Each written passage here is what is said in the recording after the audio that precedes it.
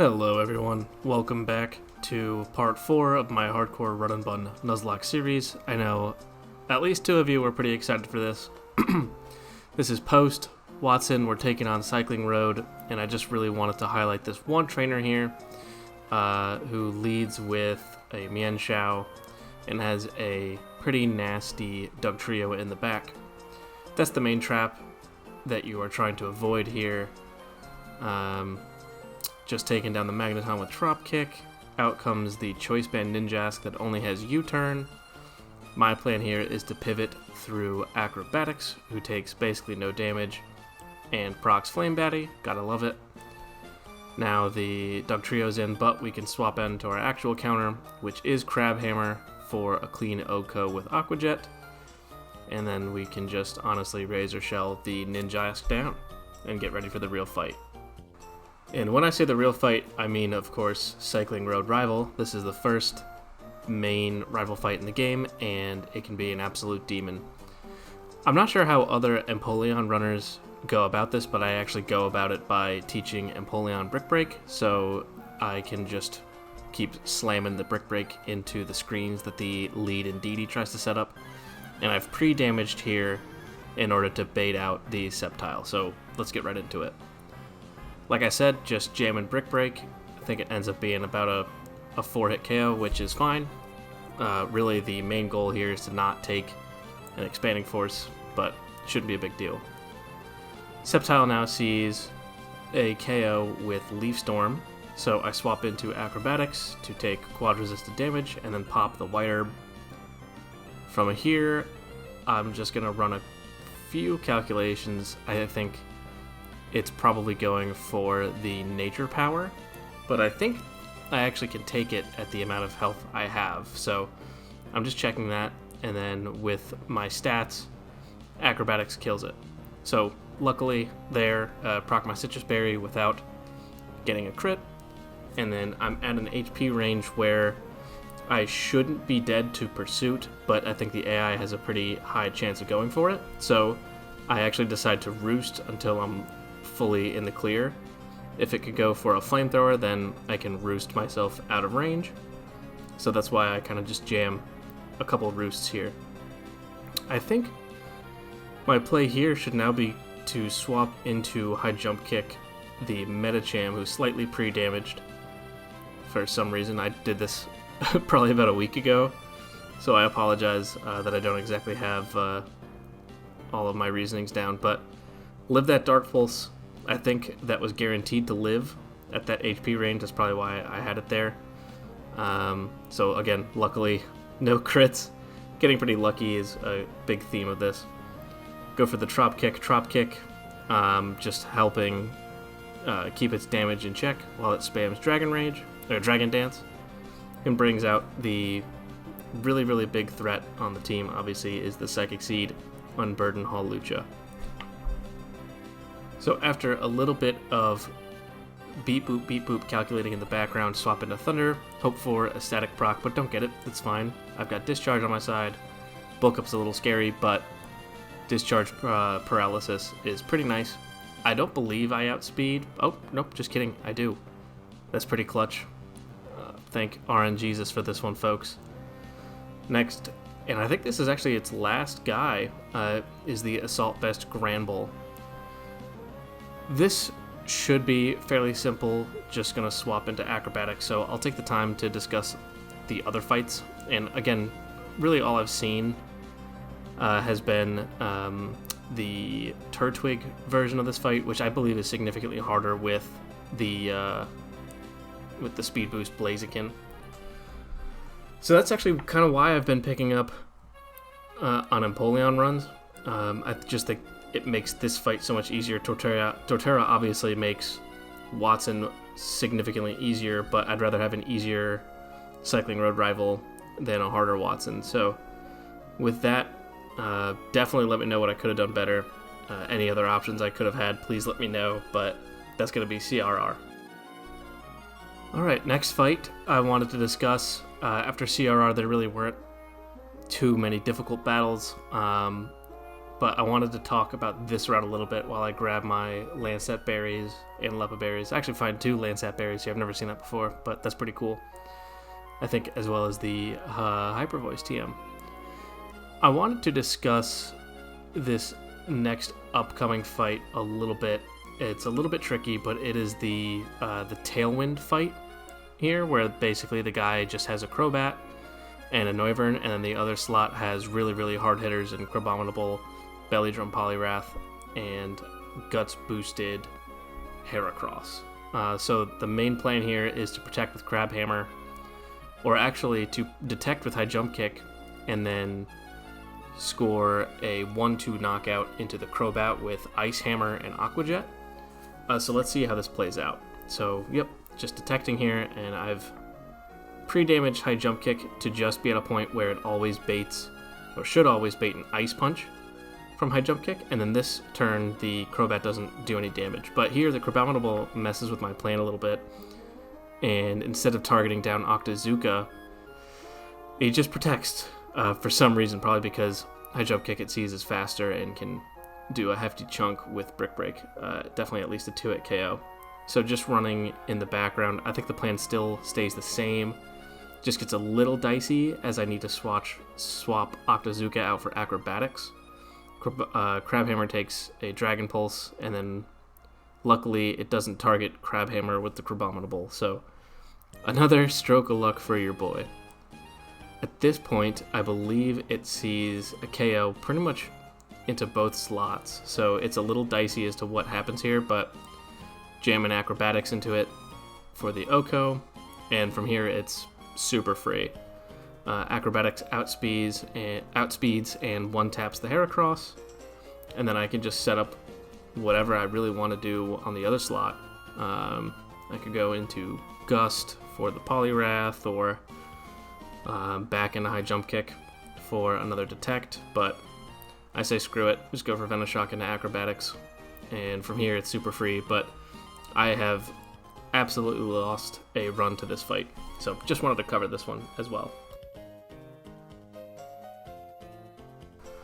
Alright, and with the Tailwind double battle taken down, let's talk not about the next fight, but the fight after that one, which is this one that's really tricky with the Trick Room Explosion Gourgeist. My best lead into this is to lower its attack with Drop Kick and then hope it doesn't explode, but hey, sometimes that's the way the RNG rolls. After an attack drop, I believe I was never dead to Explosion, thankfully, so bless up for Drop Kick on that one. Out comes the Contrary Lurantis. It wants to go for a Superpower, which Absorb takes somewhat well and can land a Venoshock, but now I gotta switch out because Trick Room has 1 turn left. I think here it's just gonna go for a random move that's not one of the grass moves, I believe. So my best switch is actually into Crabhammer, who takes that +1 Superpower pretty well, but issue is now it's at +2 attack and defense. Crabhammer won't KO from there, so I swap into Gust on the grass attack and get a pretty cheeky Air Slash kill. From here, the Alolan Executor comes out, and it sees a kill with Dragon Hammer. So my best swap is most likely into Empoleon or into Stoutland to get the Intimidate drop. I'm itemless here because I think something actually has knockoff, and I don't really want to mess with getting any of my items removed permanently from the game, so just taking my sweet time. I don't know if you could tell, I was kind of frantically calcing for this one. I had to cut out about 1.5 minutes of calculating. Luckily, take a Dragon Hammer, and then Ice Hammer KOs. Last, but certainly not least, is this Florges, who Bubble actually fairly takes out fairly handily. 2-tap with Flash Cannon. Good chance I get a Spadef drop, so it can't just sit there and recover all its HP on me. So, very difficult fight. Made it through with by the skin of my teeth. Alright, last fight I wanted to cover on this route is the sleep battle between these two twins. Now, big difference here, this is a true double battle, so you cannot just KO one side and have a 2v1 for the rest of the fight. So here my main plan was to pre-burn Thunder so I couldn't get slept, and then just spam discharge, which, as you can see, doesn't really do a lot of damage into Lear. Gets a pretty clutch paralysis into Corviknight. So I'm just going to continue with that plan. Hopefully Lear will eventually wake up, but not going to allow Gengar to set up substitutes in front of Lear. And with the Corviknight gone, I can eat my Chesto Berry, but out comes the Persian. So if you had a Chesto Berry still, it would still not allow you to be eaten.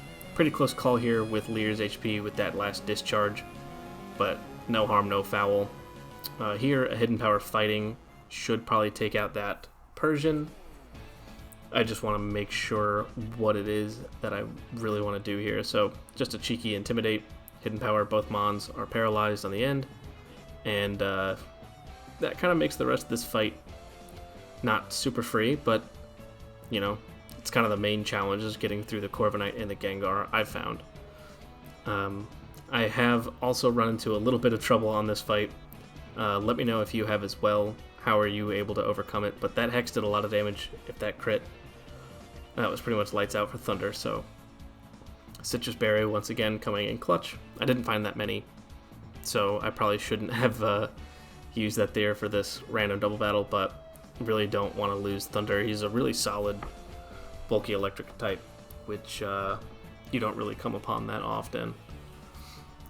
So here I'm just running a quick calculation to see if I need to discharge here. Will discharge plus crunch take out the Hypno? Dark Void misses, and then doesn't do too much damage to work up. Paralyze my own guy, but really not a big deal. Now that it's just the Hypno, it's paralyzed and sad on its last legs here. I can swap into Acrobatics, so pretty clean 3-mon double battle fight, thank God. Let's go to Norman. Well, unfortunately, can't just walk into the gym and say hello to Dad. He said, you actually need to face my 3 trials. I picked the accuracy room here. It's only got 4 mons, but that bulk up Machamp is a real bitch. So luckily here, Lava Plume just one taps the bulky Sword Doublade with Earth Power, which brings in Golurk for Earthquake. Swap into Crabhammer for a pretty safe swap in. Razor Shell gets the 1 tap. Now, I just spent a good 5 minutes cutting out a lot of kind of this dead air. My plan here is to KO Machamp with Acrobatics, but I equipped a Person Berry because I wanted to switch in on Dynamic Punch. So Crabhammer, because it had higher health, I figured let me stay in and go for a Razor Shell, which kind of screwed me because it ended up going for a Mega Kick random move into Acrobatics, which really sucks because now I think I'm dead to Mega Kick. As you can see, it 2-hit KOs me, so kind of have to steer just a little bit here because I don't want to lose Acrobatics. It's definitely my best mon. I'm considering Roost. You know, maybe I can get out of range of one of its moves. I think it has Dynamic Punch, Mega Kick, Stone Edge, and either Bulk Up or Payback, something like that. And I think it also has a Lumberry, so I'm going to cut the rest of this calcing out. 1 second. And we're back, and it looks like I do make a swap into Empoleon because it never sees Dynamic Punch killing from that range. So end up taking a Stone Edge. It was either Mega Kick or Stone Edge, so that was nice. But now it's definitely going for a Dynamic Punch. So I'm quickly checking to make sure Acrobatics can live it from this range, and if we do, then Acrobatics should be a guaranteed KO from this range. So I'm at 17 health. He's probably at 75%. Acrobatics will do it. Last but not least is the Lycanroc shitty form. This is the worst one by far, although I've got a soft spot for him because he's actually pretty good in this ROM hack in certain places here. So I'm in on Trop Kick, not really feeling threatened, but at the same time kind of threatened because Stone Edge is dangerous. Luckily, Bubble Beam the Empoleon, or Bubble the Empoleon, is able to hit it with a quick 1-2 punch of Bubble Beam into Aqua Jet, run back and heal, and prep for the next fight. And next up here, folks, we're able to walk past the accuracy room. We're not messing with the defense room today. We go right into that recovery room. pretty nasty setup here from my boy Rillaboom, but unfortunately for him, I've got a pretty busted acrobatics. No flame body proc needed. It's all good. I take a 1-2 punch and then just simply 2-shot with acrobatics. Out comes the Arcanine for the Intimidate. Out comes in Lava Plume to dodge the Wild Charge, and then after a little bit of Flare Blitz chip, Lava Plume is guaranteed to knock out, and we get a cheeky little 6.25% recovery from the grassy terrain. Thanks for that, Rillaboom. Scald incoming. Swap to Trop Kick. Take a Psyshock like it's nothing, and then Grassy Terrain boosted Trop Kick for the win there. I swapped a Bubble because I see the Slowking can't really touch me, and I figure, hey, you know, I've got 10 Flash Cannons, maybe I'll get a Spadef drop. Grassy Terrain's healing us up. It's also double healing him with leftovers. Still no Spadef drop, and I'm down to 7 Flash Cannons. Luckily no Protect here, and then it goes for Slack Off. So, realize I'm kind of up against a brick wall. I need to get it to a point where it will not attack on the turn I swap out. This just ain't mathin'. So down to 3 Flash Cannons. It is now certainly at a point where it will go for Slack Off. I need to come up with a new plan. Hit the calculator real quick. I think this time I pretty quickly realized that Lava Plume is the correct answer. Any minute now, past me. Come on, buddy. We can do it. There we go. We're back in the game. Lava Plume comes out. There's a Slack Off. It's pretty much back to full health. There it is. But Earth Power is a pretty quick and easy 2-tap if it'll allow me to get it off. Appreciate the leftovers recovery there from the Protect it went for. There's the Earth Power, and we're down to just 1. It's the Clefable. Again, not a huge deal. I am just making sure that my requisite plan for this should be pretty good. So get a Spadef special attack drop from the Moonblast, but I get a cheeky little Yawn Off, which ensures I can go out into Bubble on the Calm Mind, which is kind of weird that it went for that, but that's fine. The special attack drop saw that I do less damage, so that probably affected the AI's roll, but just a couple Flash Cannon pops, and we're on to the third room. Alright, now here's kind of where shit gets real. I don't know if you know this about me, folks, but I'm something of a madman myself. So go into the recoil room. I don't want to cook 12 other fights to get through. Apollyon is a really good counter into Floette. Take minimal damage from that stupid move that doesn't really exist. And then Flash Cannon into Aqua Jet after recoil will always KO. In comes Lucario. I believe it's wanting to go for... Does it have Aura Sphere? I think that's the move, folks. I've got a Roserade for that. Roserade. And I take, you know, a decent chunk. Was that about 21 damage? Something like that? I don't know. I can't do math on the fly. This is my YouTube video. I think here it's going to go for Steel Beam, though. So swap it into our girl Thunder for that. And then it takes 50% recoil, and I completely forgot that it has a Citrus Berry. So Discharge was actually supposed to KO from here. Puts me in a little bit of an awkward spot. I'm going to go ahead and swap back into Absorb here on the Stone Edge. Baits another Meteor Beam, if you can believe it or not, ladies and gentlemen. There is another, not Meteor Beam, Steel Beam incoming. We've got an answer for that for sure, and now I should be able to take anything I want. Probably not dead to an Aura Sphere crit there, but baits in Staraptor for probably not random move, but pretty close. Double Edge is the choice, and Jaw Lock is the perfect answer here. I believe after a singular Rock Tomb, I will outspeed, but I've got to take a pretty hard-hitting move in the process for that. I think, does this thing get close combat or something? Nope, just goes for Brave Bird, which did a shit ton of damage, by the way, for a resist. But after Rock Tomb, I take a Brave Bird, now I outspeed. It sees that I have the killing roll, so it's going to quick attack, which, as you will see, will actually kind of be impactful. Usually when they go for those priority moves, when they know that they're dead, it's not a huge deal. This is actually not the case. That brought me into range of either Head Smash or Wild Charge from the Ambor. Choice Scarf, Reckless Ambor, folks. Not really anything to be trifled with if you're asking your old pal me. Not really sure what to do, but Toxic Spike takes either Wild Charge or Head Smash, and I forgot about Switch AI. If it's locked into a move that is no effect, the AI will actually switch. First time I've ever seen it. Little bit of a curse in disguise, because now I'm dead to anything. By anything, I mean head charge. So luckily my plus defense Hitmonchan takes that. That's a callback to the beginning where I pointed out I got a relaxed meta type. And luckily Brick Break is enough for there. And I can detect here, which is pretty cheeky because now I know it's locked into Double Edge. So I'm really quickly just going to check the calculator and make sure that nothing... that I have something to answer this, because frankly nothing really wants to take a Reckless boosted Double Edge. I think the best bet here is definitely going to be Bubble. I still have my Citrus Berry intact. I know it ain't Nidoqueen, so proc my Citrus Berry, does a little bit of damage in itself with Recoil. Bubble Beam, Aqua Jet, folks, you've seen it a million times. You know what it's coming. You know what it is. Let's go on and face our father. Alright friends, here it is. Time for normal... Oh. What?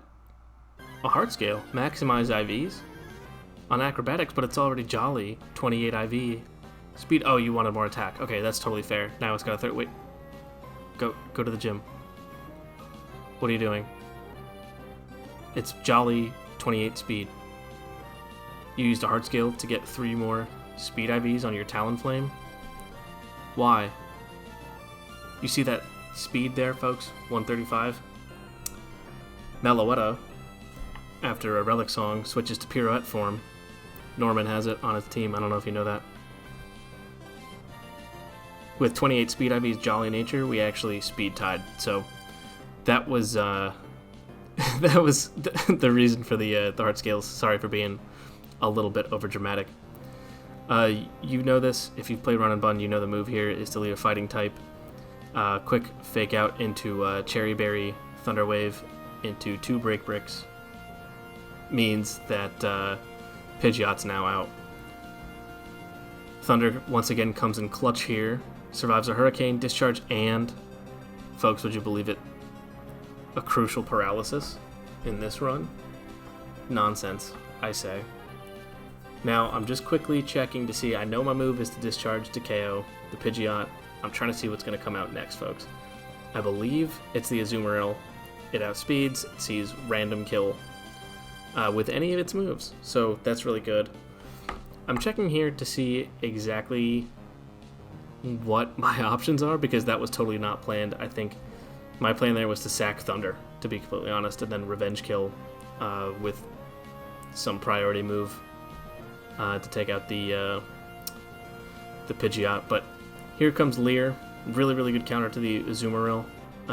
Intimidate, and then it sees that I have a killing roll with Wild Charge, so it Aqua Jets, allowing me to get a Nuzzle off, which lowers its HP, meaning I take less in recoil. Out comes Big Daddy. Mr. Diggersby, though, Miss Diggersby herself, though, goes for a foul play. It was a pretty random move. That's not horrible into Drop Kick, but a low sweep ensures that I outspeed with Drop Kick this turn. Since he's got Quick Attack and he knows I can KO with Drop Kick, I know here that a Quick Attack is coming. What will I do to prepare for it?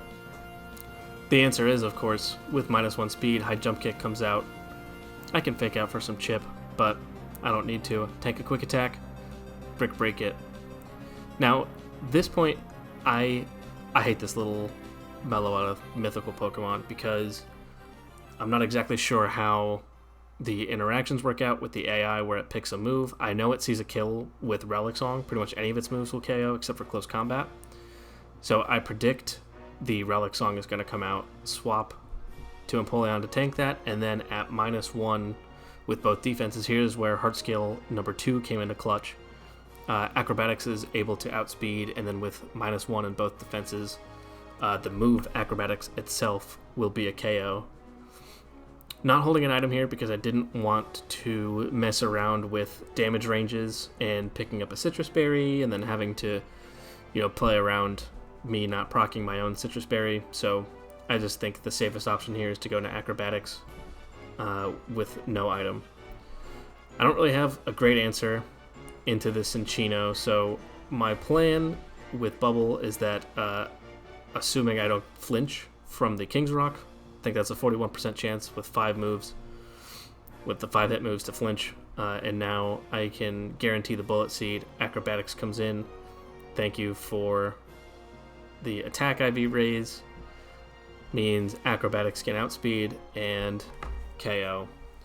So that's Deathless Norman, if you'll believe it. I certainly didn't. That was pretty shocking to me, but really, really costly. 2 heart scales means I'm now down to 0 heart scales, I believe. Either 0 or 1. So thank you so much for watching. Please let me know if you enjoyed the video, and stay tuned for tomorrow where we'll take on the next split. You know, usually the way I've been doing these outro things, if you can even call them that, is I'll see the video I've got loaded into Filmora, the video editing software I use, is coming to an end. This time, I'm going to take a little bit of a different approach. I would really love it if you tell me what your favorite surprise sleeper hit Pokemon has been so far in your run-and-run playthroughs. Thank you so much. Again, appreciate it. Oh my god.